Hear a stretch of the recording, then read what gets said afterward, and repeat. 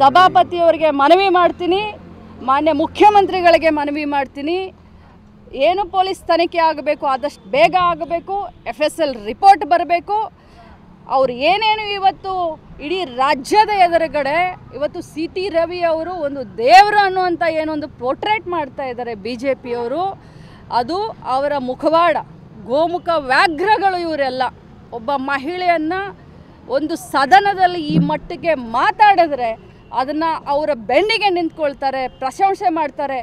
ಯಾರಾದರೂ ಒಬ್ಬರು ಅದನ್ನು ಖಂಡನೆ ಮಾಡಿದ್ರ? ಒಬ್ರು ಯಾರಾದರೂ ಅದನ್ನು ಕ್ಷಮೆ ಕೇಳಿದ್ರ? ಉಲ್ಟಾ ಚೋರ್ ಕೊತ್ವಾಲ್ ಕೊಡಾಟೆ ಅಂತ ಹೇಳೋ ಹಾಗೆ ಊರೂರಿಗೆ ನಿಲ್ಲಿಸಿ ಇವ್ರು ಮೆರವಣಿಗೆ ಮಾಡ್ಕೊಳ್ತಾರ. ಏನಾಗಿದೆ ಅವ್ರಿಗೆ ಗಾಯ? ಎಷ್ಟಾಗಿದೆ ಗಾಯ?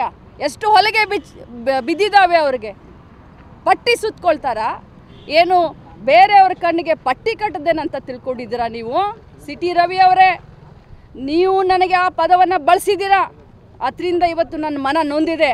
ಆದರೆ ಇಂಥ 100 CT ರವಿಯನ್ನು ಎದುರಿಸ್ತೀನಿ.